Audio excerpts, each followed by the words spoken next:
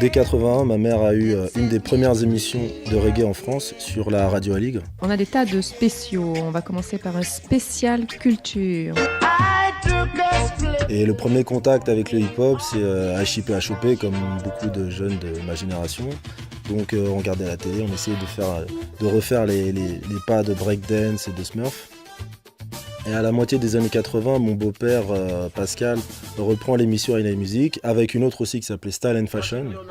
Et émission dans laquelle venait se produire une bonne partie des premiers artistes reggae en France, donc Pablo Master, Daddy Yacht, Supa John, Princess Erika, Les Sai Sai, Brother Pita qui est le premier nom de Pierre-Paul Jacques. Donc voilà, c'était un peu le QG, la radio Aligre. C'est un morceau qu'il a lancé en Jamaïque avec King Jammys. On continue. Frankie Paul, Gal Pickney. C'est tout chaud, tout frais sur Hawkeye FP. La genèse du mot Splifton vient à la moitié des années 80 quand on déménage sur Joinville et c'est une discussion entre Pascal et un ami à lui. Il dit « Ah tiens, on va habiter à Joinville, à Spliftown ». Donc voilà, à l'époque, il y avait quelques mauvaises herbes qui poussaient dans le jardin. Il y avait toute la production de Pascal et de Soupa à la cave, donc tous les maxi de Allez-y, les 45 tours de Inventeur. Et puis c'est un peu plus tard, début 90, qu'on fait un voyage à New York avec Pascal. Et il y a 4 singles qui tournent en boucle à la radio. What's Up Doc des Fushnikens. Tag Team, Who That Is. Insane in a Brain de Cypress Hill. Et l'incontournable Dre Day de Dr. Dre. Et donc je faisais un camp de baseball Little League dans le New Jersey. Et dans le campus, tu avais donc le hall avec un grand rétroprojecteur et MTV qui tourne en boucle avec Yo MTV Rap. Et là, il y a Snoop qui arrive.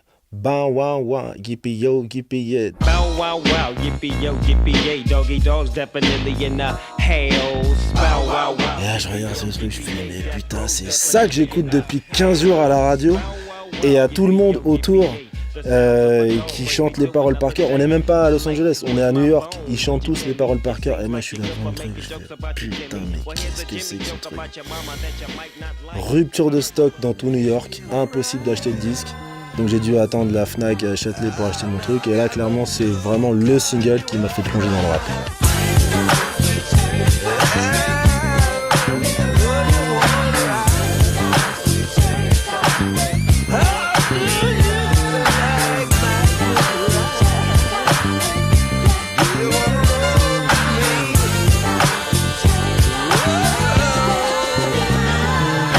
Toutes les musiques ont un âge d'or. Bump, did it bump is that shit that you get when you're listening to the sounds of the bread. It's like that, ain't no future in front, so to avoid all that, I keep bumping. I ain't no motherfucking joke. Step and get broke up low. Dans tous les disques qui sont sortis, les titres, les artistes et les albums, c'est vrai que c'est hallucinant. On peut que reconnaître qu'il y a eu vraiment une abondance de disques de qualité. Pour moi, il y a une révolution du son par rapport à ce qui se faisait avant au niveau des boîtes à rythme, DMC, tout ça. 90, il se passe autre chose. Tu sais, le côté nouveau, naïf, un peu ouf, tu vois. Qualité du flow, qualité du son, spontanéité, diversité. Il y avait des artistes solos, il y avait des groupes. Tout ça combiné à des ventes de disques astronomiques. C'est pas seulement des ventes, c'est aussi de l'inventivité, de la créativité. L'album vraiment où c'était le traumatisme, c'est The Chronic. Death Row, c'est le label qui m'a marqué. Ghetto Boys, pour moi, c'était les NWO du Sud. Et c'était magnifique. Et là, Doggy Style arrive. L'impact de Doggy Style. Nos grands frères n'appréciaient pas beaucoup qu'on chante à tue-tête Ain't No Fun, par exemple. On était très fiers de nous. Hein. Dans les soirées, réciter en boucle les paroles de Snoop sans les comprendre vraiment. Tu frissonnais, quoi, tu vois. Il y a un nouveau clip qui est arrivé, il y avait des frissons.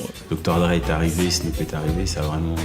Warren G d'ailleurs avec son tube qui va vraiment emmener à un autre niveau encore. Mon premier album, celui qui m'a marqué à vie, je pense que c'est l'album de Tupac, Me Against the World. Déjà, Obozolo, c'est un groupe qui a toujours fait l'unanimité dans le rap. Mais là, quand ils ont sorti cet instru avec la sirène retournée là, de Funky Worm, il Il n'y avait plus de East Coast, West Coast, tout le monde voulait rapper sur cet instrument. Snoop, etc. Le Wu-Tang de l'autre côté, machin, où il y a plus la compète, Notorious et compagnie ensuite avec Tupac. Donc dans le clip de Dre, t'avais le faux Easy. Après Easy, il reprenait le même gars, le même acteur pour le courser et lui pétait la gueule dans son clip. T'avais toute une histoire, toute une saga, c'était complètement romancé comme ça et ça t'a emmené dans un univers. Avant qu'il y ait 2 morts parmi les plus talentueux des rappeurs de l'époque, c'est aussi une violence qui donne des disques qui sont d'une intensité qui font que le rap est la musique dominante. Dans le funk, t'as un âge d'or, dans le reggae, le rock, le jazz, tout ce que tu veux. C'est juste que quand un nouveau courant de musique arrive, il y a une sorte de spontanéité qui se crée. Et il y a une phase ascendante avec un zénith et des artistes majeurs. Et puis ensuite, ça redescend un peu jusqu'à ce que ça se mélange en fait à d'autres musiques pour créer de nouveaux courants musicaux. Suck on that, you bitch ass trick. Alors déjà nous dans notre zone PAV on était à 100%, mais les mecs dans les quartiers ils ont complètement pété un câble. Je me rappelle déjà que les grands ça les avait matrixés mais de malades. Moi les grands de mon quartier, le lendemain il y avait que des hot dogs chez moi. Tout le monde parlait de ce film donc on est parti, les plus jeunes sont partis le voir après. Je suis resté comme ça. Big Ben, Dickies, la même coupe que Hot Dog. Le film était interdit aux moins de 16 ans, donc on n'avait pas l'âge. Moi j'avais une tête, on aurait dit que j'avais 12 ans. Donc on est obligé de passer par derrière pour voir le film. Puis après avec des punchlines à chaque réplique, des mecs, des acteurs juste ouf, ça a traumatisé tout le monde. Après on a tous été de sa démarche. Tu boites, je sais pas pourquoi. Des démarches boiteuses. Ice Cube venait de sortir son Lethal Injection avec le Ghetto Bird et dans le premier quart du film, il y a cette scène avec l'hélicoptère qui surplombe South Central comme ça avec la sirène.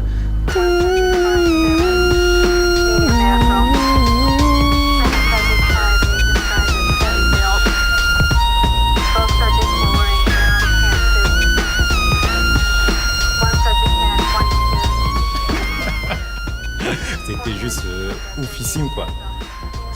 Alors, après, elle est sortie en VHS, ça tourne en boucle. Je l'ai vu en cassette et je me rappelle, on était chez moi au salon, et on était, je sais pas, 15, 20, on a regardé comme ça et tout. J'étais devenu ouf. Déjà à l'époque où le film il sortait, déjà le cinéma c'était le bordel. Mais Boys in the Hood c'était calme. Enfin, je me rappelle, c'était calme. C'était plus psychologique, on va dire. L'autre, ça a été direct. Après, tu peux avoir des discussions, est-ce que tu préfères Boys in the Hood ou Menace, si tu veux. Mais le truc qu'on a vécu ensemble, c'est Menace. Le truc où tu vas au cinéma à 30 €, c'est Menace. Où ça te choque, où t'as envie d'un beeper. Et c'est vraiment à partir de ce film, en France, que les Noirs ont commencé à s'appeler négros entre eux. Quand je l'ai vu, j'étais dégoûté. J'étais dégoûté en me disant putain, j'espère que ça va pas devenir comme ça ici. Parce que je parlais avec des potes qui étaient à fond dans Menace et je dis mais les mecs, vous êtes complètement mongols de vous appeler négro. Ça me traumatisait en fait. Je trouvais ça parce qu'on n'a pas la même histoire par rapport à l'esclavage. C'était un peu le début de la justification de la violence en fait, gratuite. Tu vois, ce côté un peu je m'en bats les couilles quoi. C'est le début de l'époque je m'en bats les couilles. Les bagarres avaient changé aussi. Tu vois, avant les mecs se battaient en tête à tête et quand le mec était par terre, ça y est. Et bah depuis Menace, non, le mec par terre, il mettait des coups de pied. Ça tuait des gens. Et les gens, ils ont dit, ils parlent de nous, ils sont comme nous, donc, on est pareil. C'est pas Menace qui leur a fait faire les conneries, hein. Mais en tout cas, Menace a décomplexé pas mal de gens. Donc c'est un tournant dans la culture hip-hop, la culture urbaine et tout ce qui vient vraiment des États-Unis. Et puis vient la grande époque du basket avec Jordan, avec la Dream Team en 92. C'est un moment, même si t'étais pas à fond dans le basket, t'étais pas un grand joueur, tu regardais. On descendait dans un stade où les grands ramenaient des postes. On avait joué au basket au stade sous la lune, on prenait le poste à cassette, voilà, le ghetto blaster comme certains disaient, et puis on écoutait notre rap. On faisait tous les tournois Adidas, Streetball, Reebok, Blacktop, le Nike, Outdoor. Nous on avait des amis dans notre groupe, les frères Nkayo, c'était les gens du Bois-l'Abbé. On partait, graffer sur les murs, en même temps on allait jouer au basket, en même temps on faisait de la musique. Il y avait toujours un gros poste de musique avec les sons, les derniers sons du moment. C'est vrai que c'était une culture. C'est lié, c'est la même culture en fait. Donc on achetait des sangles de camionneurs et des arceaux à Decathlon. Donc on les sanglait comme ça sur les lampadaires et puis on essayait de refaire les matchs, les slam dunk qu'on voyait dans les cassettes. Donc Dominique Wilkins, Spud Webb, Jordan, Drexler, Sean Kemp.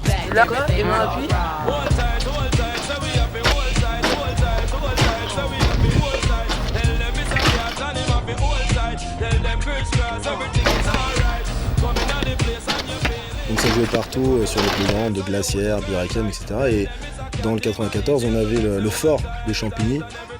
Et c'est notre surveillant au collège, à Dimitri et moi, qui s'appelait DJ Sol, qui nous a amenés là-bas au fort de Champigny.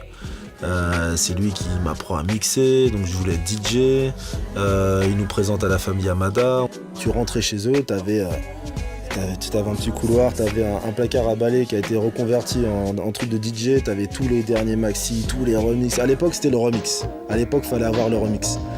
Et tu t'avais une autre chambre avec tout le matos, Houssen qui tape sur la SP12, Hachim qui est là, qui fait des voix, il y a une choriste qui passe, il y a Zaraya, etc. Donc voilà, donc c'est une famille qui faisait du DJing, qui écrivait, chantait, composait, qui sortait des disques et qui organisait eux-mêmes leurs propres soirées. On faisait toujours en sorte que dans les salles où on allait, il y avait des scènes. Et sur ces scènes-là, on faisait soit des défilés de mode, défilés de coiffure aussi. On faisait des défilés de coiffure. Et donc tout ce mélange de genres avec les en tête qui ont dansé aussi dans nos soirées au départ quand ils commençaient. Karine, Keisha. Comme les Aphrodisiaques, ou ils venaient en tant que Camille, ou que. Voilà, juste pour ça. Comme Patrice Hano, Vibe, des gens comme ça. Poète Top Jazz aussi qui sont passés. Et l'Organize qui est passé. C'était.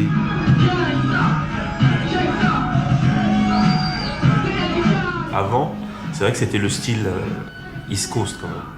Donc il n'y avait pas encore de vrais groupes de fans du West Coast qui étaient vraiment dedans à fond.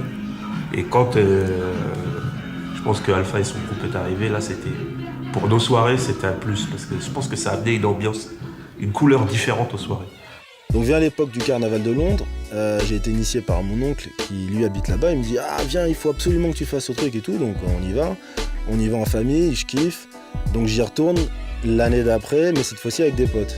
Donc on marche partout dans le carnaval et à un moment donné on se retrouve dans une zone où il n'y a que du rap. Une grande place, une espèce de chapiteau et là au loin je vois sur scène les Lost Boys, Montel Jordan. Je me dis qu'est-ce qu'il fait là?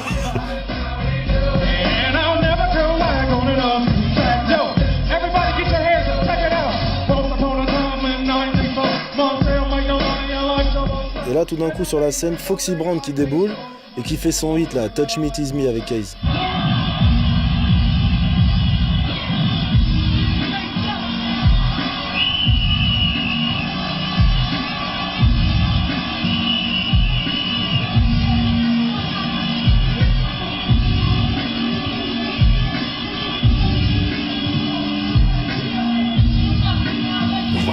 Danser partout, par terre, sur les voitures, sur les toits. Trinidad, Jamaïque, Nigeria, Lagos, New Delhi, tous les pays européens, il y a tout le monde au carnaval, il y a tout le monde. Des Indiens, des Noirs, des Blancs, c'était magnifique. Mais bonne ambiance, pas de bagarre, pas d'embrouille, tout le monde est heureux.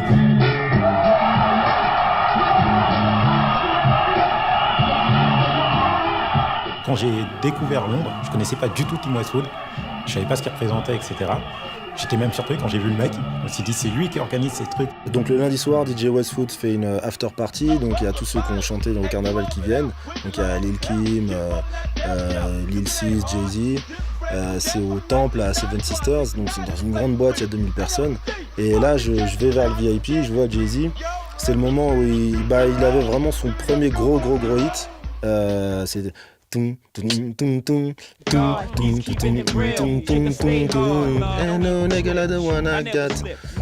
là je sors mon appareil, je fais Yo Jay-Z. Il se retourne, clac. On achetait des vinyles, des vêtements, on allait se coiffer là-bas. Et c'est là où j'ai compris le côté clubbing par exemple. C'est une notion qu'on entend dans les pays anglophones mais qu'on n'entend pas ici. Le délire d'aller en boîte et d'apprécier la musique. Gas Club, Buzz Bar, Maximus, Barumba, The Lamplight ou le Complexe, carrément c'était une soirée organisée par les Français, il n'y avait que des Français dans le truc. C'est DJ Iwan et Mylin qui a organisé ça. Le problème c'est qu'il y a le bouche à oreille, tous les Français qui rentrent comme moi, oh c'est un truc de fou, c'est mortel, bonne ambiance. Et tous les Français ils y vont, mais ils y vont avec l'état d'esprit français. Et puis c'est l'époque de la jungle, alors la jungle, les Jamaïcaines, t'es Français, t'es pas prêt. Yo,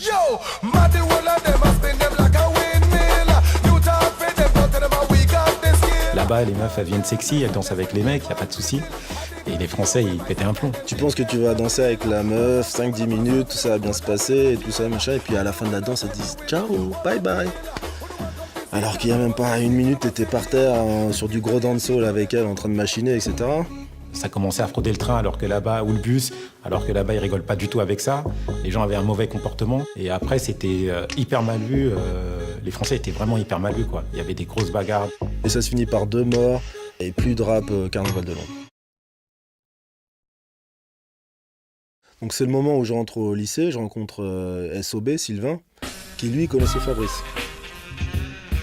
Nous on se croise à l'époque, on joue au basketball, moi je suis de Nogent donc je joue dans l'équipe du Réveil de Nogent pour le coup. Et un jour à un entraînement, j'entends je crois fredonner un morceau de Two Live Crew. Un mec qui fredonne à 14 piges du Two Live Crew en France, c'est d'autant plus rare, tout de suite tu dis il y a un truc qui se passe. J'ai fini par aller chez lui à égalité à Joinville.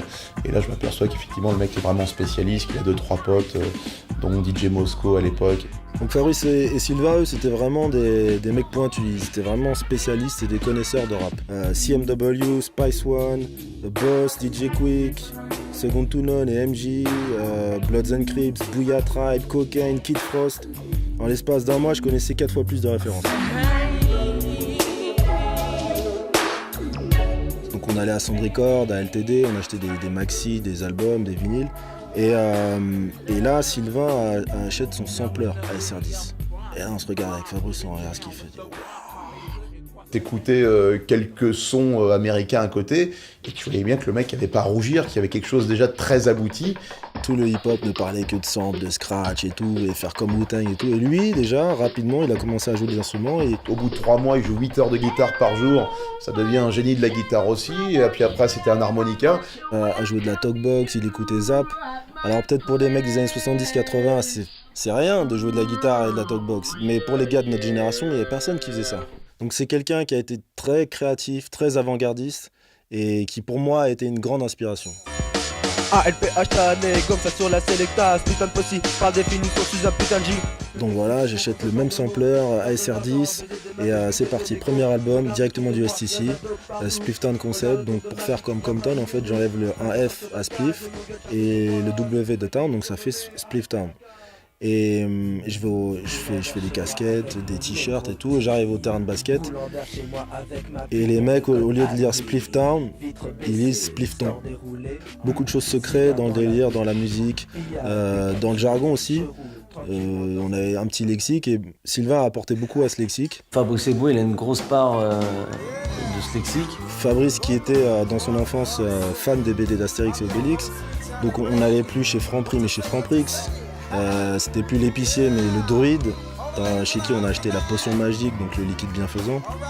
Donc on en prenait 3-4 pour l'après-midi. Tout l'après-midi on écrivait des textes au lieu d'aller en cours. On rappelait le truc et puis le soir on finissait souvent sur les Champs-Élysées. Puis c'est zone Pave, Joinville, Nogent, Champigny, Saint-Maur. Donc dès que les parents partent, c'est pavillonné chez X ou Y. Moi je me souviens d'être allé à une soirée Gin and Juice. Et c'était très ressemblant à ce que je voyais dans les clips. Valou, qui est une personne assez connue dans le milieu du hip-hop. Et c'est elle qui m'avait invité un jour, elle m'a dit « Ouais, viens, il y a des mecs du 94 qui font ce qu'ils appellent un goûter d'anniversaire. Les mecs, il y a à manger, à boire, mais tu vas voir, ils sont dans un délire. » J'étais là, ouais, bof, il me dit « Ils sont dans un délire, tout Live Crew. » Hein? Et en 97, il y a très peu de gens sur Paname qui écoutent du rap de Miami, du Miami Bass. Moi, tout Live Crew, ça me parlait, tout ça. Je dis, ah, vas-y, on va voir. On connaissait pas de filles qui maîtrisaient le booty shake. Et il nous fallait une connerie à faire pour la journée. Et c'est Fabrice qui propose de faire un concours de bodybuilding entre nous. Et c'est là que j'ai vu... C'était une après-midi, c'était n'importe quoi. Monsieur Banga, ça a été l'apogée puisqu'il y avait un concours de bodybuilding organisé en début d'après-midi. Évidemment, on était les bodybuilders, ce qui était d'autant plus pathétique puisque... mais c'était juste toujours histoire de se marrer, de prendre des pauses débiles et puis de passer une après-midi, mais différemment des autres. Au lieu de mettre la petite chaussure et la truc et tenter, essayer de rentrer en boîte. Et on allait aux sorties de boîte vers 5-6 heures pour C'était que des sorties. Ouais, c'était que des sorties. Vous faisiez quoi avant? Parce que la sortie c'est 5 heures. Vous faites quoi Et je crois qu'il y a un mec qui s'appelle LPH, je crois, qui qui n'hésitait pas à mettre son réveil pour aller faire des sorties de boîte. Après, il y a toute cette époque influencée par Das FX notamment, avec les phases. Voilà, c'est des phases, dans le rap, fallait faire des phases. Parce que nous, ça nous faisait rire, du coup, ces rappeurs East Coast là qui faisaient la phase pour la phase, qui essayaient de torturer les mots pour rien, ça voulait plus rien dire. Nous, c'était pas du tout notre style de rap. Donc, bon, comme on aimait bien déconner, on était un peu taquin, on avait fait un groupe parodique qui s'appelait La Zarmada. Dans la foire où fouille l'entre de la sale gargouille. Mouille-toi dans ma mare, noir comme de la houille. Rouille les grenouilles et la grouille, te sous comme de la rouille. C'est toute ta patrouille qui risque de prendre la trouille. En voyant ma bouille effrayante comme une fripouille. Comme Jacouille a fait pouille, fouiller des pouilles. On n'a pas le droit normalement de parler de Jacouille la fripouille dans un texte de rap, t'es décrédibilisé immédiatement. Mais voilà, c'était une fois de plus un rap totalement au second degré, de vouloir jouer le rappeur un peu avec des phases, qui est fou dans sa tête, comme on disait à l'époque. Ironie du sort, ma première apparition sur disque avec Usinez sur la compilation Nouvelle Donne, c'est avec un instru de La Zarmada.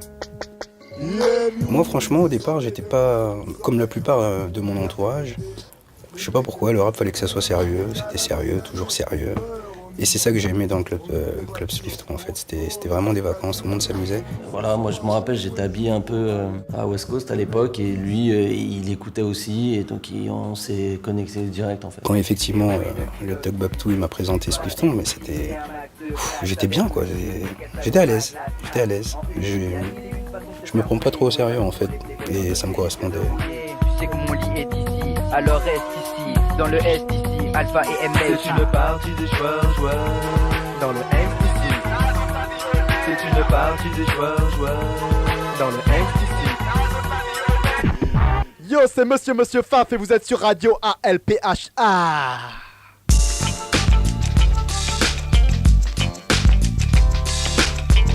Donc voilà, c'est dans toutes ces années-là que se crée cette espèce de folie, de joyeux luron, de teuf, de meuf, de musique, cette espèce de roue libre en fait.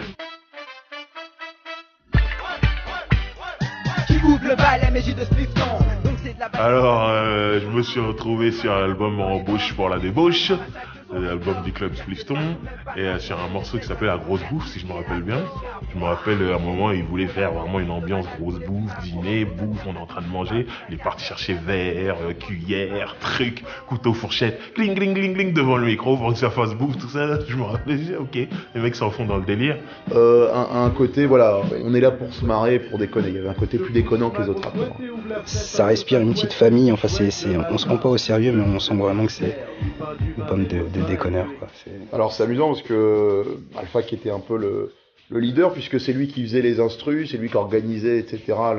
Les tournées si on peut parler ainsi, en tout cas l'adap à Champigny. Et puis à côté il y avait quand même une bande de bras cassés, faut le dire, il y avait que des gens qui ne savaient pas rapper. Gérald, Fabrice, Mickey,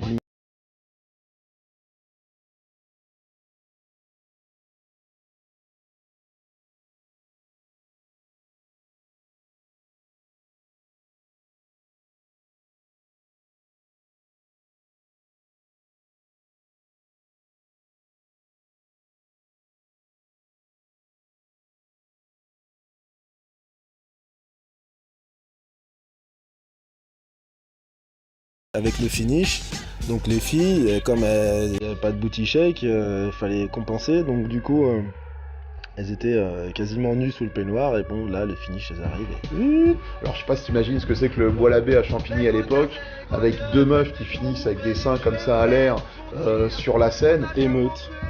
Tous les petits de 15 ans des 5 premiers rangs qui envahissent la scène. C'était la folie absolue, sauf qu'on a dû sortir évidemment par la porte de derrière en nous disant mais là vous êtes complètement cinglés, on sait pas comment ça va finir. Putain en plein après-midi mais c'est dingue quand même.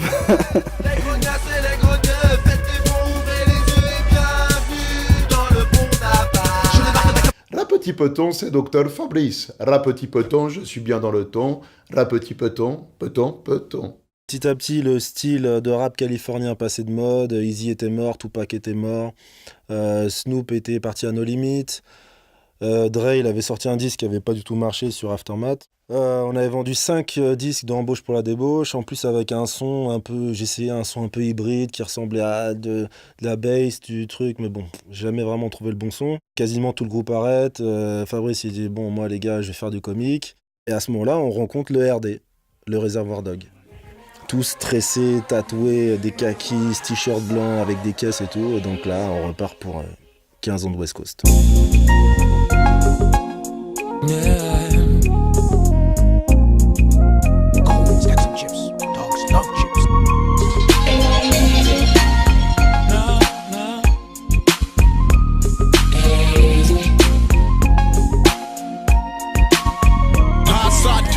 J'avais vu la pochette, j'avais dit mais c'est français ça ou c'est quoi ça? Il y avait Dusky qui était tatoué sur le truc avec un gars qui ressemblait à un latinos, tu vois. Mais le truc qui nous avait fait bien kiffer, c'était le côté Air Max. Avec tatouage, avec bandana, tu vois ce que je veux dire? C'était un nouveau truc qu'on n'avait jamais vu. Quand tu vois des mecs en bandana avec plein de tatouages, faut se dire que c'était fin 90, début 2000, c'était pas commun. On a écouté l'album, franchement, laisse tomber. Ça a ouvert des trucs dans nos têtes.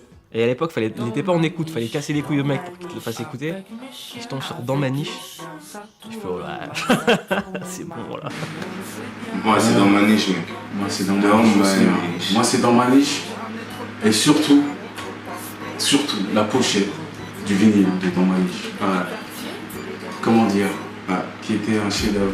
Bah, tu te rends compte, c'était trop bien. Des Sulibi, Papillon, La Clinique, Gynéco, Expression Directe, TSM, Ministère à mort, Driver, Réciproque, Alliance Ethnique.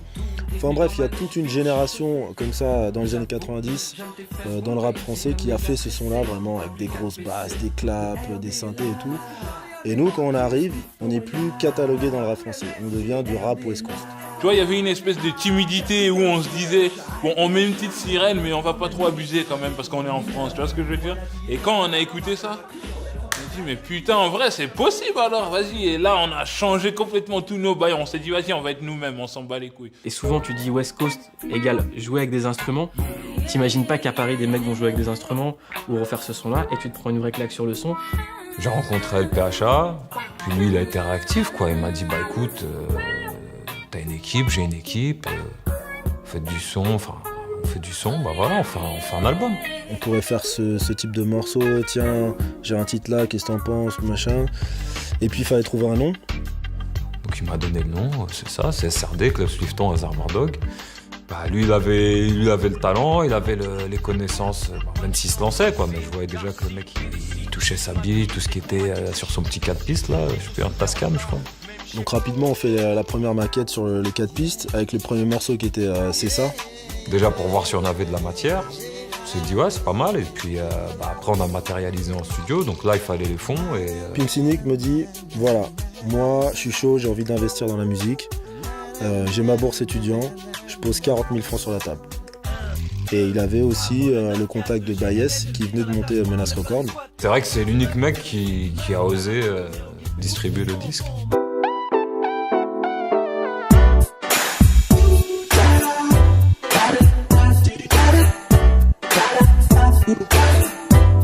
Donc c'est un 8 titres enregistré en une semaine, j'arrive à 9h au studio, le temps de brancher les machines, vider les instrus sur la bande, premier rappeur qui arrive, deuxième rappeur qui arrive, à midi on fait un refrain avec tout le monde, après il y a une chorus, après il y a SOB qui passe faire une guitare, une talkbox. Donc voilà, sur une semaine il y avait une sorte de programme un peu militaire. Puis c'était du one shot, enfin j'étais impressionné parce que je crois que c'est la première fois que je voyais le RD rapper.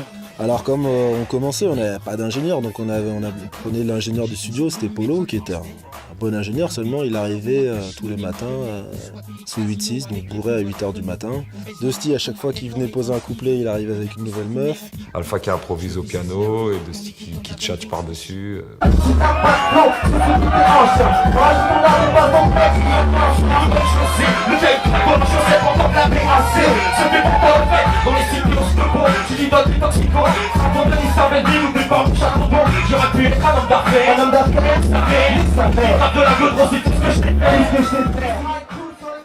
Moi j'ai un souvenir qu'avant de faire du son, on est pas mal sortis. On est vraiment pas mal sortis. Avant même de commencer le studio, on s'était beaucoup vu, beaucoup de soirées, beaucoup de rides. On partait de Gare du Nord avec toutes les caisses. Tous les rappeurs du CSRD, tout le monde était là. Il y avait les mecs du 126, Pingouin, Metec, Test, Bolo, Willow, Mère Mike. Sur les voitures, vivre en banlieue, rider. les soirées pavillons, boire, les barbecues, les filles. Et c'était pour de vrai, mec. Ouais, mec, c'était pour de vrai, les meufs, et tout ça, la musique. Voilà, et ce que ça a fait, c'est que c'est relou après, quand t'as connu ça. Le kick ton boule à l'air, le fameux kick ton boule à l'air du RD, c'était magnifique. J'ai connu des fous tout au long de ma petite vie, mais dans un certain style. En allant dans les soirées avec CSRD, j'ai vu des gens qui sautaient par la fenêtre. Mais genre du 3e, 4e étage, 5e étage. Je veux dire, c'est un ouf mec, c'est la preuve absolue de son style et de sa classe. Le mec il est là, au 5e étage, il saute, il atterrit au 3e. Quoi? C'était des trucs comme ça, mec, c'est quand même ouf. Mais tu vois, c'est des vrais souvenirs, c'est des moments qui ont existé, c'est pas des clips, tu vois. Ah frère, le rhum, c'est tout. Il n'y a pas que le rhum. Non mais CSRD, il y a quand même le rhum quand même. Baptisé avec une bouteille de rhum, c'est bon. Une putain de fonce dé, c'est bon. Old Dirty Bastard, il était lui-même. Tu vois, c'est ça qu'il a apporté. Et je pense que le CSRD, ils étaient eux-mêmes. Et c'est ça qu'ils ont apporté aussi dans le game en France. Dans le CSRD, il y avait cet état d'esprit parisien, banlieusard, mais aussi franchouillard, métis, antillais, africain, ou même des fois jamaïcain avec le parcours de Dusty ou le mien ou celui d'MJ. Donc voilà, avec tout ça, on recrée notre code. Et à terme, c'est clair, c'était la ride. Rider. Rider, parce que là, c'est devenu un verbe du premier groupe. Tu vois ce que je veux dire? Rider, la première fois que j'entends ça, moi, c'est CSRD. Ce qui est marrant, c'est que c'est aujourd'hui une expression qui a été énormément reprise par des groupes parfois éloignés d'Alpha et de cette scène. Tous les mecs maintenant disent la ride. Avant ça, on ne ride pas. C'est une expression maintenant qui est communément utilisée par plein de gens en France. Pour les fous, pour les guys, pour les sous, si t'es die, si tu roules, si tu rides. Moi, je dis, à Sarcelles, on avait une culture rap West Coast qui était très très très aiguisée, mais on ne ridait pas. Même quand on était en voiture, on écoutait de la musique, on ne disait pas qu'on était en train de rider, on le faisait. Et je roule dans les rues de Splifton. Et je ride dans les rues de nos gens. Pour moi, la ride a commencé en 98 quand j'ai mon permis. Et le jour même, je fais pour la route. J'écris le morceau, j'enregistre pour la route. Et à Nogent, il y avait déjà Fabrice qui avait son permis. Ensuite, il y a eu Gérald, il y avait MSJ, il y avait Dimitri. Donc là, il y a 5 caisses. Et quand on rencontre le RD, eux, pareil, plein de caisses. Même kiff pour aller le soir prendre des caisses avec du son, nos derniers trucs. Une sorte d'émulation totale. À un moment, peut-être pour des raisons familiales ou autre chose, les gens ils avaient besoin de se retrouver. Dans ça, on a retrouvé une famille. Hein. On a retrouvé dans la ride, on a trouvé une famille, des gens qui partageaient un peu une même vision des choses. Sur quasiment 10 métis du CSRD, il y a quasiment que des familles monoparentales. Il n'y a quasiment pas de père. Mais on n'a jamais été dans la complainte. Au contraire, c'était plus, il n'y avait pas de garde-fou d'autorité en gros. Donc avec le CSRD, des caisses et du rhum, tout était possible. Tout était sujet à être remis en question en fait. Donc c'est vraiment la ride et c'est vraiment la caisse qui nous a vraiment unis. Et c'est autour de la caisse que s'est cristallisé le concept du CSRD. Dusty Carrion qui me dit rejoins-moi à Paris, on va rider. Moi je m'attendais à une voiture, on est là en train de marcher toute la journée alors que je déteste marcher. Et lui il a fait sa rider aussi. Donc tu vois ce que je veux dire, c'était vraiment un truc propre au CSRD. Let Me Ride de Dre en 93, c'est clairement un morceau fondateur de la ride. Mais quand on a commencé à sortir des disques, faire des interviews, les médias nous mettaient toujours en face de oui, vous faites de la musique gangster, un petit fuck, mais vous n'êtes pas des gangsters, comment ça c'est possible, Donc bon, ça nous a cassé les couilles, donc il y avait aussi un aspect politique en fait, de revendiquer la ride et d'être un rider, parce que ça nous éloignait de tous ces trucs-là. C'est la liberté, je rajouterais le partage. Enfin, c'est par le partage que tu deviens libre en fait.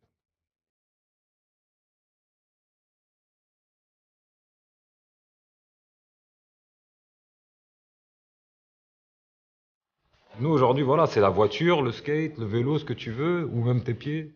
Et d'être capable, justement, de partager des idées, d'ouvrir son esprit, de réfléchir et de proposer d'autres solutions, des alternatives à ce qu'on nous propose tous les jours, en fait. Il y avait des rides de dingue, mais des rides, t'arrives dans un pavillon, ta maison, elle est blindée de meufs. Il y a de l'alcool partout, il y a de la bouffe partout. Et t'es accueilli les bras comme ça, mais qu'est-ce que tu veux de plus, mais... Pour moi, la soirée, c'était limite le moins important. Le plus important, c'était la ride. Avant et après, en fait. Et même pendant. Parce qu'après, des fois, fallait se ravitailler. Il fallait faire chercher quelqu'un, un truc. Et c'est là que les choses, elles se passaient. Après le mini-album CSRD en 2001, on n'avait pas 15 000 options. Où on rentrait dans le rang et on baissait la tête. Mais bon, ça, c'était pas trop le plan. Donc voilà, on a persisté, signé. Et on a construit notre petite planète à côté du système, West Rider.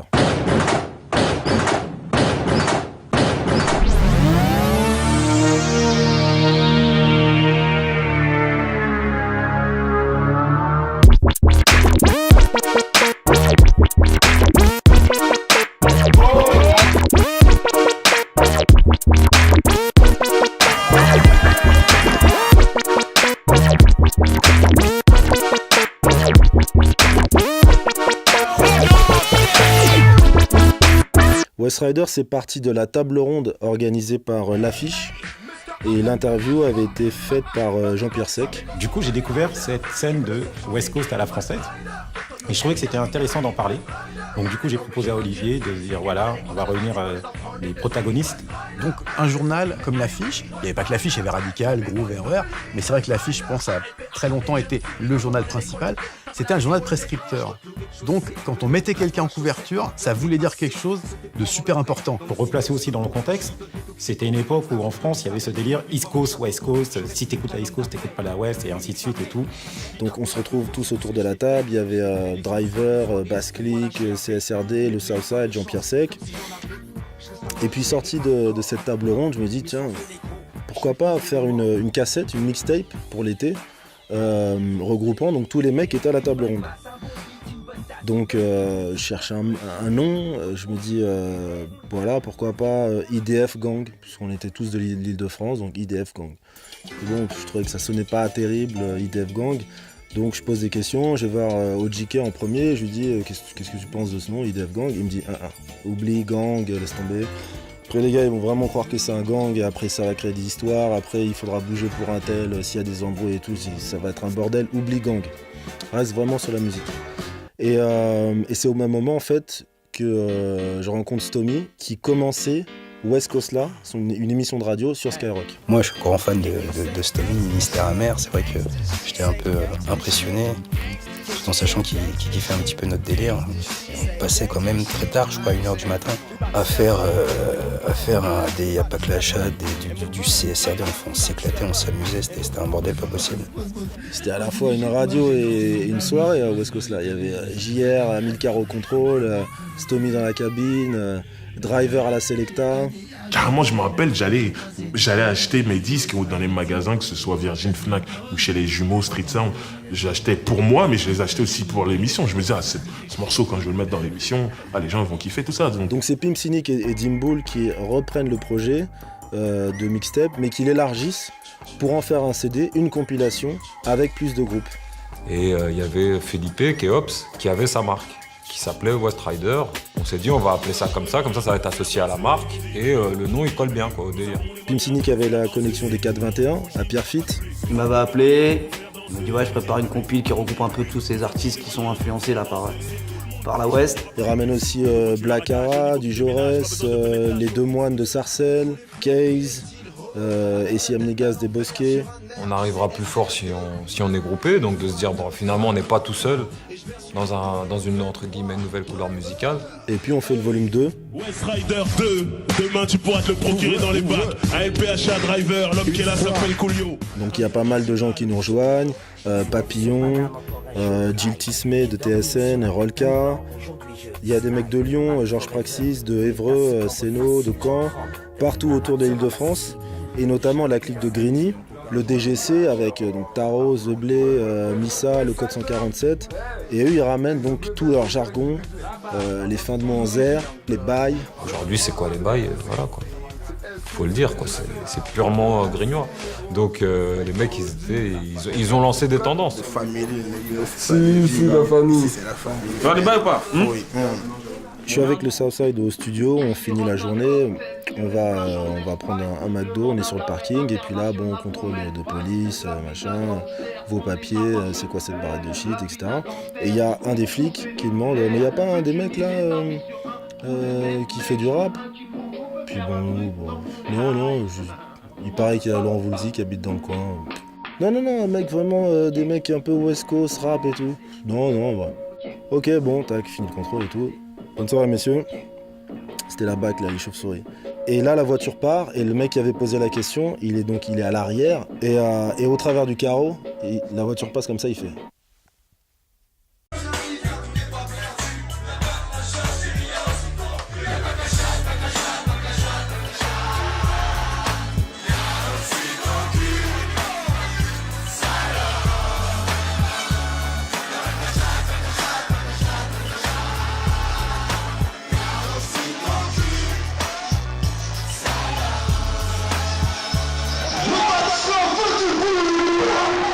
L'époque où je traînais beaucoup avec Gynéco et il m'amenait souvent chez Castel.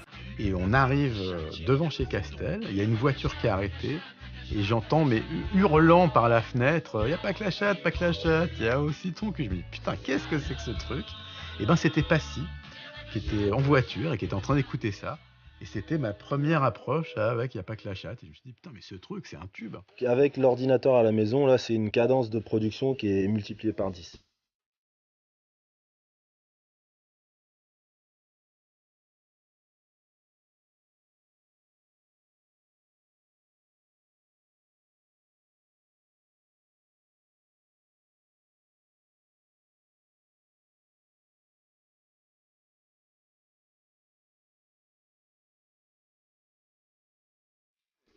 Quand il a un concept, il a principalement le titre.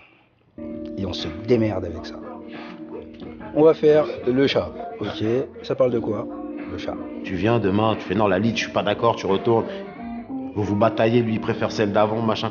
Tandis que quand t'arrives dans un autre, tu payes ton studio, tu fais ton truc, hasta luego, fin. Toujours là pour t'orienter. Il sait des fois même que tu peux mieux faire. Il sait quand t'as écrit, c'était vite fait. Il sait quand tu peux éventuellement te surpasser. On brochette, il se met black ou pâle pour le repas. Donc c'est intéressant parce que après on joue sur ça. J'attends qu'Alpha pose, j'écoute ce qu'il a fait. Forcément je vais kicker derrière. Il joue son rôle de producteur, donc c'est vraiment mettre la personne en confiance, le pousser à aller chercher autre chose. S'il sent que l'autre il peut amener une autre vibe, s'il peut aller chercher plus loin. Les murs ils parlent dans ce studio. Ils ont vu tellement de trucs, les murs ils parlent dans ce studio.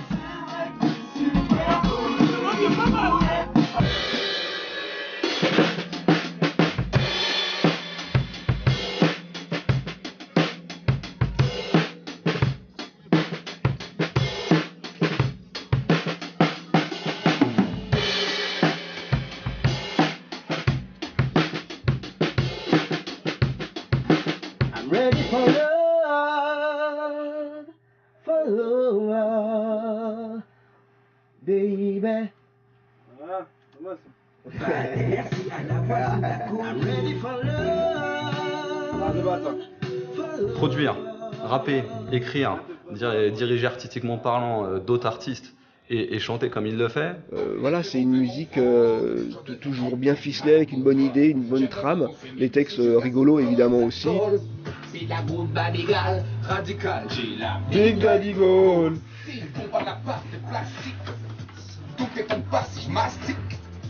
Ouais, je préfère que tu me mettes ça comme ça.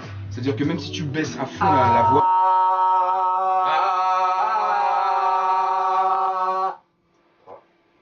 Allez hop, on y va, en route pour la luxure. On n'y résiste pas, à l'appel du bonda. C'était J'arrive jamais, où je me suis dit, il y avait un truc de nouveaux sons, de trucs assez compétitifs, quoi. Et c'est vrai que la première réflexion que j'avais, c'était s'il y avait juste eu 2 ans avant un petit A tréma sur cet album, il aurait fait multiplatine. Quand j'entends des morceaux comme Le Bon Vieux Temps, voilà, je me dis que tout est dit en fait. C'est que le mec il triche pas en fait.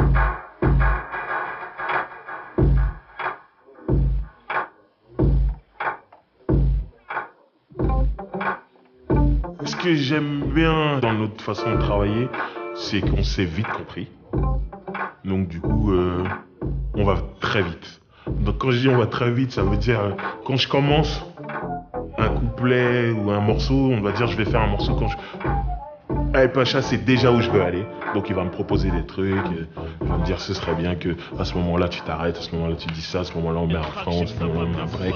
Moi je me rappelle carrément sur mon album L'Architecte, un morceau Sarcelle tous les jours, je me rappelle avec Pacha, il m'a proposé carrément des lines, quoi, une mesure ou deux mesures, quelques phrases, ce serait bien que tu dis ça à ce moment-là, tout ça. Ah ouais, ça colle très bien. On a fait L'Architecte en 5 jours.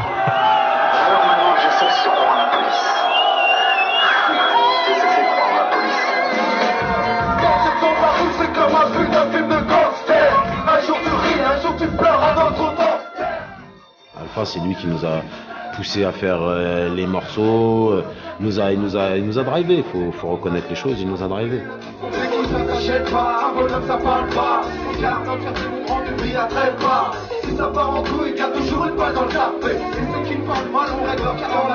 Et quand je regarde le rendu, je pouvais pas attendre mieux en vrai. Enfin, je parle de mes propres goûts à moi, je ne pouvais pas attendre mieux. Il nous a fait un putain d'album.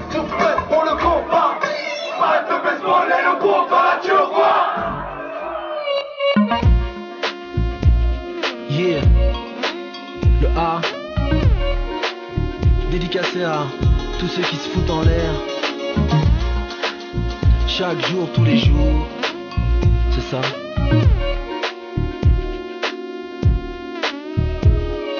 Allongé sur une brune, à siroter une blonde, du berceau à la tombe, être assis sur le monde. Mais on se m'étonne pendant qu'il nous moutonne. Donc, prête-moi cette France 2 secondes pour que je la tombe. Rien nous met bien et on se met à l'aise pour de vrai. Et ça me fait du bien, rien que d'y penser. On voudrait se mettre haut en l'air, trouver les bonnes vibes, les bonnes ondes. Arrêter le temps à chaque seconde, mais 1, 2, 3 fois la ride ne s'arrête pas. Et sur mes pas, même si je me retourne pas, mec, c'est pas conster, au contraire, on se fonce d'air. Hors de la tanière, en milieu austère, hostile à nos styles. Mais les stèles nous rappellent que c'est l'heure de remonter au ciel. Boeing sur ma gauche, Airbus sur ma droite. Ici, on se fout en l'air comme c'est pas permis. Vas-y, fous-toi en l'air. Se foutre en l'air, on se fout en l'air. Se foutre en l'air, on se fout en l'air. Se foutre en l'air, on se fout en l'air. Se foutre en l'air, on se fout en l'air.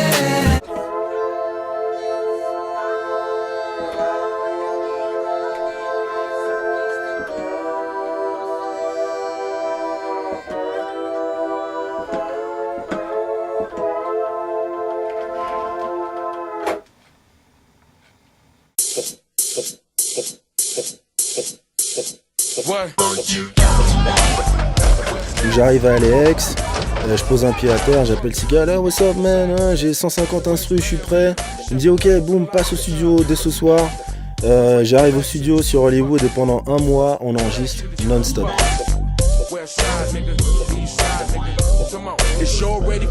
Le studio, il était sur Cahuenga et Hollywood, à même pas 150 mètres des Solar Studios. Donc là où Death Row avait ses premiers quartiers, là où ils ont fait 2 chroniques. Et donc là, je suis vraiment à l'épicentre du truc. Tous les jours, studio, en même temps, le studio c'est un bordel, c'est une soirée, enfin bon bref. Il y a des meufs, il y a des rockers qui arrivent, des machins, il y a de l'alcool partout.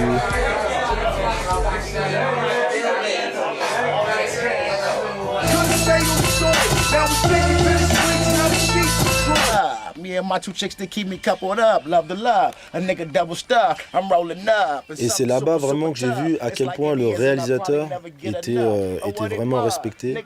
C'est-à-dire, je me suis retrouvé à diriger en studio des mecs que j'écoutais quand j'avais 15 ans, des mecs composés sur 2 chroniques, des mecs comme Corrupt ou de Lady of Rage, Sugar Free, Raskas, toute la clique de Quick, KK, Playam, AMG. Gangster now. You know what I'm saying? Whoop, whoop, whoop, whoop. Yeah. Beautiful. Oh, yeah, that's beautiful. Like, that's gonna come after my verse. That's what I'm talking about, man. Et je m'attendais à ce que les mecs aient un peu la grosse tête, imposent leurs idées. En fait, pas du tout. À chaque fois, ils me consultaient. Tiens, j'ai écrit ça, qu'est-ce que t'en penses? Magnifique. 9-4. 9-4. Yeah. North Cat. Or you can say just Val-de-Marne. Val-de-Marne. Qu'est-ce que c'est Val-de-Marne? Vandeman. Ah, c'est 9-4. C'est 9-4. Digging the scene with the gangster lean, cause I'm the E. I don't slang or bang, I just smoke motherfuckers like it ain't no thing. Il y a des gens qui vont voir la tombe de Jim Morrison au Père-Lachaise, il y a des gens qui vont voir celle d'Elvis Presley à Memphis. Pourquoi est-ce que nous, rappeurs, on n'irait pas sur la tombe de notre idole de jeunesse? Passe au liquor store, acheter une 40 ounce pour la verser comme ça se fait dans la tradition là-bas. On achète des ballons pour jouer la carte américaine jusqu'au bout. Downtown, tous les quartiers Chicanos de East LA. Et on arrive donc au Rose Hill Memorial. Il y a eu un silence qui s'est installé dans la voiture.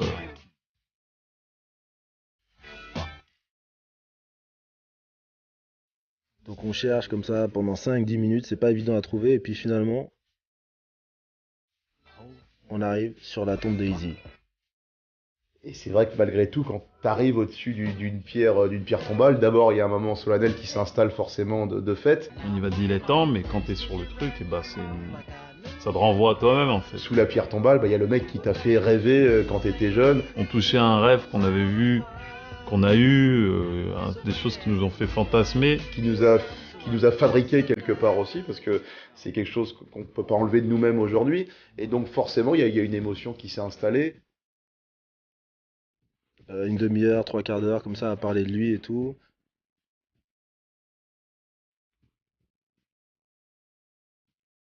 Lui donner de la 40 ounce. Lui donner du skirl aussi pour son Jerry curl. Et qu'on a finalement, et je trouve ça beaucoup plus honnête, rendu hommage au premier degré à Eazy. Donc ce jour-là, voilà.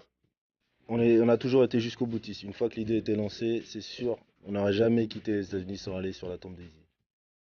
Et je trouve que c'est mortel. Moi, j'en garde un grand souvenir.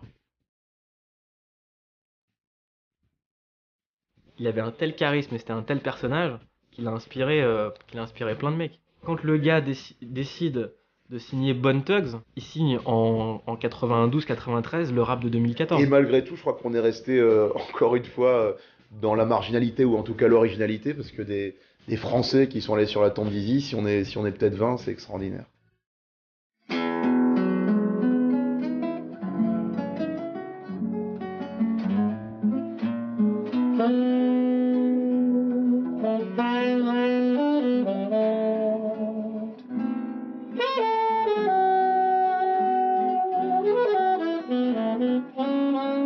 Donc je me retrouve dans un petit studio comme ça de la Havane.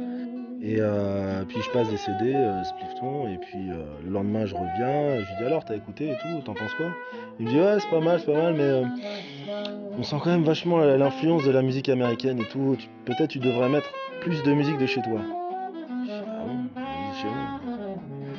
On m'avait jamais dit ça, au contraire en général on essaie de faire un peu du rock anglais, de funk américain, de R&B, même reggae jamaïcain, etc. On veut toujours, tu vois, se rapprocher de ce genre de son. Ça s'est très américanisé après la Deuxième Guerre mondiale, de la musique au chewing-gum, en passant par tout ce qui va avec, tu vois. Bah, la musique française, à part revenir à un folklore régional, ce qui n'est pas forcément évident. Pour ma part, je trouve que la France, c'est un pays de culture, mais malheureusement, peut-être pas un pays de culture de la musique. On est un pays de culture de la bouffe, de l'art, de la peinture, du théâtre ou du cinéma ou de choses comme ça. Et de luxe, et de stylisme, et de, tu vois, mais que la musique vient après. De toute façon, c'est pas un moyen de communiquer qu'on a entre nous.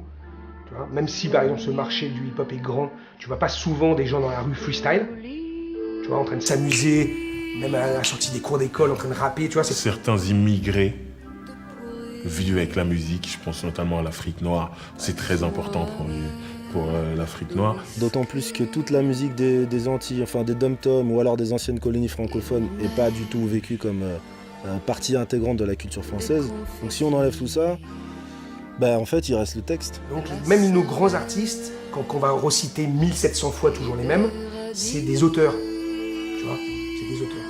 Et tant mieux aussi. Par rapport au monde anglo-saxon, je pense que la musique est effectivement moins importante.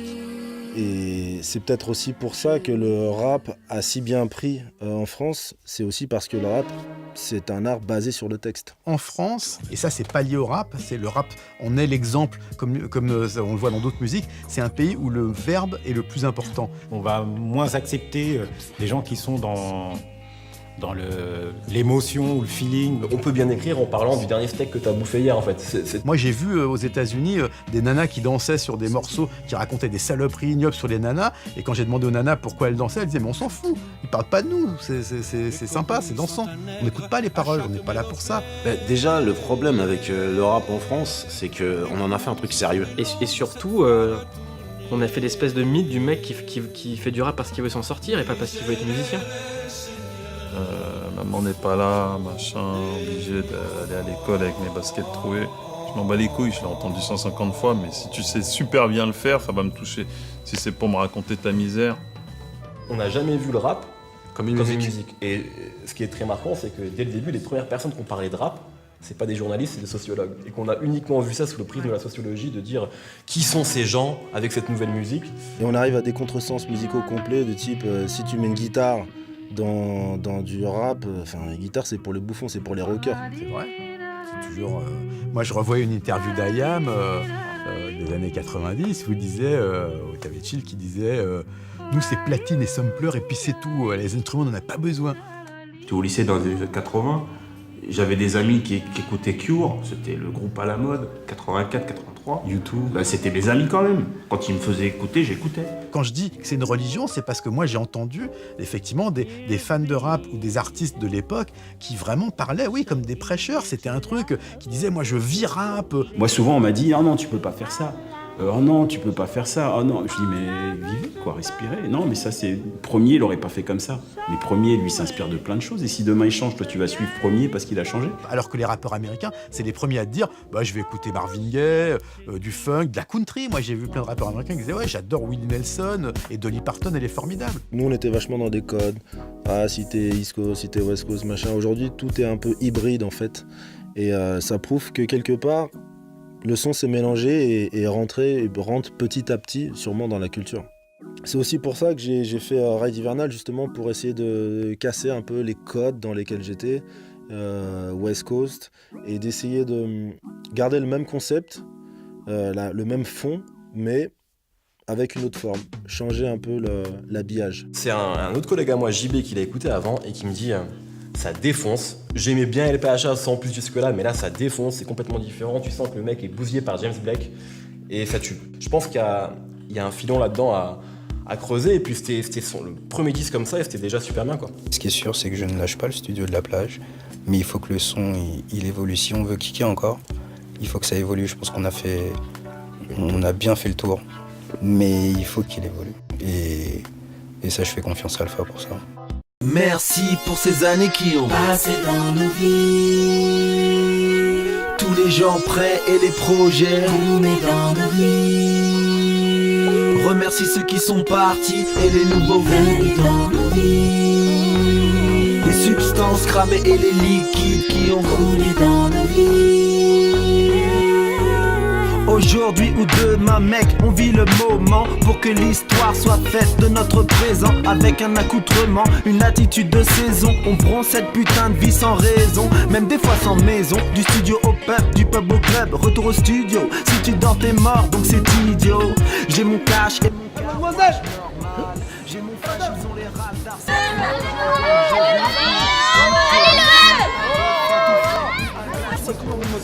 Mademoiselle, regarde, regarde, excuse-moi, t'as pas comment? Ouais, ça aurait été que tu fasses aussi le début comme ça. Tous, hein. Vas-y.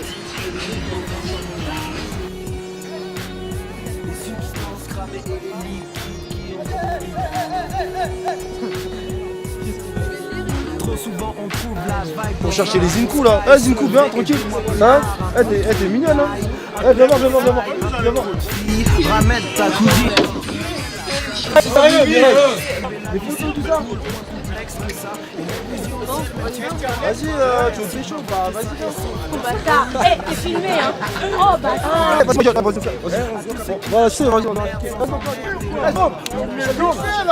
mets-moi mon Jérôme,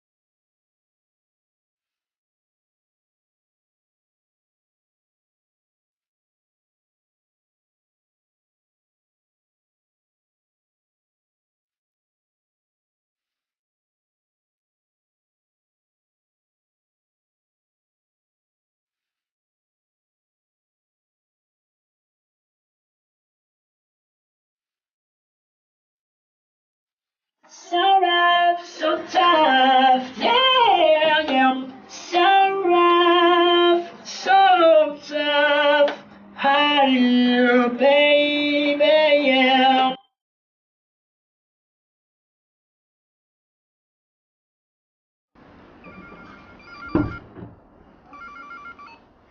Allô? Comment tu vas, Pi? Mais je te l'avais dit que c'était une ringarde. Bon, écoute, je pense non, mais j'enchaîne te voir. Allez, salut. Oui, Biggie, reste in peace, comme d'hab. Allez, salut. T'es peu dit. Là, je regarde ce truc, je me dis, mais putain, c'est ça que j'écoute depuis 15 jours à la radio. Et il y a tout le monde autour qui chante les paroles par cœur. On n'est même pas à Los Angeles, on est à New York. Ils chantent tous les paroles par cœur. Et moi, je suis là devant le truc. Je fais, putain, mais qu'est-ce que c'est que ce truc? Rupture de stock dans tout New York. Impossible d'acheter le disque. Donc j'ai dû attendre la Fnac à Châtelet pour acheter mon truc. Et là, clairement, c'est vraiment le single qui m'a fait plonger dans le rap.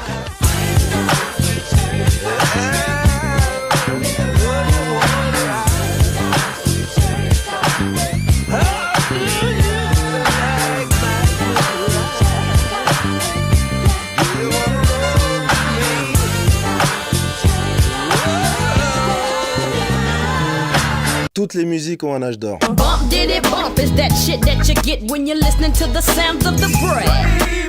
It's like that, ain't no future in front, so to avoid all that, I keep bumping. I ain't no motherfucking joke. Step and get broke up low. Dans tous les disques qui sont sortis, les titres, les artistes et les albums, c'est vrai que c'est hallucinant. On peut que reconnaître qu'il y a eu vraiment une abondance de disques de qualité. Pour moi, il y a une révolution du son par rapport à ce qui se faisait avant au niveau des boîtes à rythme, Run DMC, tout ça. 90, il se passe autre chose. Tu sais, le côté nouveau, naïf, un peu ouf, tu vois. Qualité du flow, qualité du son, spontanéité, diversité. Il y avait des artistes solos, il y avait des groupes. Tout ça combiné à des ventes de disques astronomiques. C'est pas seulement des ventes, c'est aussi de l'inventivité, de la créativité. L'album vraiment où c'était le traumatisme, c'est The Chronic. Death Row, c'est le label qui m'a marqué. Ghetto Boys, pour moi, c'était les NWA du Sud. Et c'était magnifique. Et là, Doggy Style arrive. L'impact de Doggy Style. Nos grands frères n'appréciaient pas beaucoup qu'on chante à tue-tête Ain't No Fun, par exemple. On était très fiers de nous. Hein. Dans les soirées, réciter en boucle les paroles de Snoop sans les comprendre vraiment. Et tu frissonnais, quoi, tu vois. Il y a un nouveau clip qui est arrivé, il y avait des frissons. Dr. Dre est arrivé, Snoop est arrivé, ça a vraiment... Warren G d'ailleurs avec son tube qui va vraiment emmener à un autre niveau encore. Mon premier album, celui qui m'a marqué à vie, je pense que c'est l'album de Tupac, Me Against the World. Déjà, Above the Law, c'est un groupe qui a toujours fait l'unanimité dans le rap. Mais là, quand ils ont sorti cet instru avec la sirène retournée là, de Funky Worm, il n'y avait plus de East Coast, West Coast, tout le monde voulait rapper sur cet instru. Snoop. Donc ça jouait partout, sur les plus grandes, de Glacière, Birakem, etc. Et dans le 94, on avait le fort des Champigny. Et c'est notre surveillant au collège, à Dimitri et moi, qui s'appelait DJ Sol, qui nous a amenés là-bas au fort de Champigny. C'est lui qui m'apprend à mixer, donc je voulais être DJ. Il nous présente à la famille Amada. Tu rentrais chez eux, t'avais un petit couloir, t'avais un placard à balai qui a été reconverti en truc de DJ, t'avais tous les derniers maxi, tous les remix. À l'époque, c'était le remix. À l'époque, fallait avoir le remix.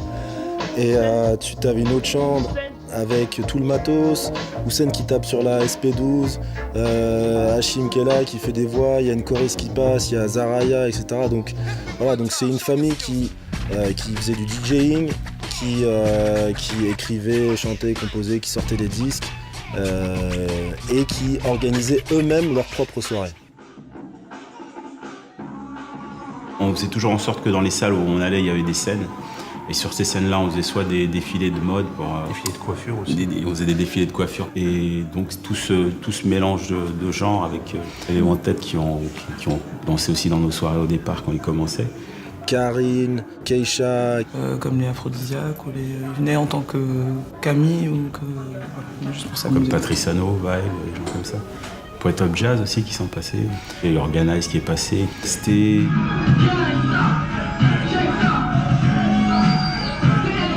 Avant, c'est vrai que c'était le style East Coast quand même. Donc il n'y avait pas encore de vrais groupes de fans du West Coast qui étaient vraiment dedans à fond. Et quand je pense que Alpha et son groupe est arrivé, là c'était pour nos soirées c'était un plus parce que je pense que ça a amené une ambiance, une couleur différente aux soirées.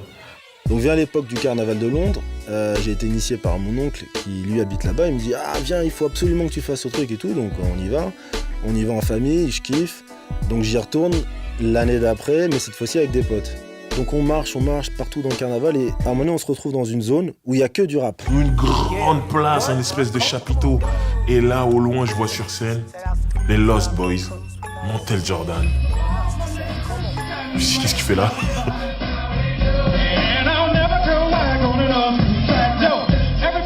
Etc. Le Wu-Tang de l'autre côté, machin, où il y a plus la compète, Notorious et compagnie ensuite avec Tupac.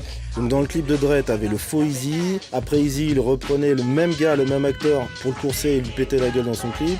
T'avais toute une histoire, toute une saga, c'était complètement romancé comme ça et ça t'a emmené dans un univers. Avant qu'il y ait deux morts parmi les plus talentueux des rappeurs de l'époque, c'est aussi une violence qui donne des disques qui sont d'une intensité qui font que le rap est la musique dominante. Dans le funk, t'as un âge d'or, dans le reggae, le rock, le jazz, tout ce que tu veux. C'est juste que quand un nouveau courant de musique arrive, il y a une sorte de spontanéité qui se crée. Et il y a une phase ascendante avec un zénith et des artistes majeurs. Et puis ensuite, ça redescend un peu jusqu'à ce que ça se mélange en fait à d'autres musiques pour créer de nouveaux courants musicaux. Suck on that, you bitch ass trick. Alors déjà nous dans notre zone PAV on était à 100%, mais les mecs dans les quartiers ils ont complètement pété un câble. Je me rappelle déjà que les grands ça les avait matrixés mais de malades. Moi les grands de mon quartier, le lendemain il y avait que des hot dogs chez moi. Tout le monde parlait de ce film donc on est parti, les plus jeunes sont partis le voir après. Je suis resté comme ça. Big Ben, Dickies, la même coupe que Hot Dog. Le film était interdit aux moins de 16 ans, donc on n'avait pas l'âge. Moi j'avais une tête, on aurait dit que j'avais 12 ans. Donc on est obligé de passer par derrière pour voir le film. Puis après avec des punchlines à chaque réplique, des mecs, des acteurs juste ouf, ça a traumatisé tout le monde. Après on a tous été de sa démarche. Tu boites, je sais pas pourquoi. Des démarches boiteuses. Ice Cube venait de sortir son Lethal Injection avec le Ghetto Bird. Et dans le premier quart du film, il y a cette scène avec l'hélicoptère qui surplombe South Central comme ça, avec la sirène.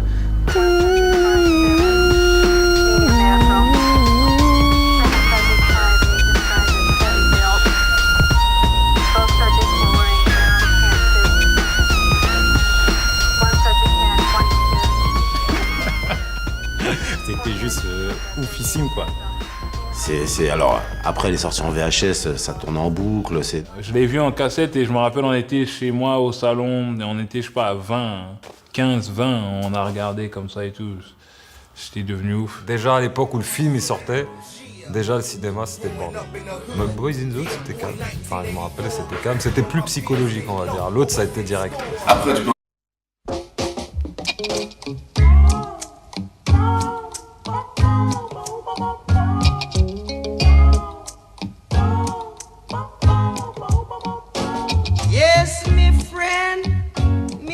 Dès 81, ma mère a eu une des premières émissions de reggae en France sur la Radio Aligre. On a des tas de spéciaux. On va commencer par un spécial culture.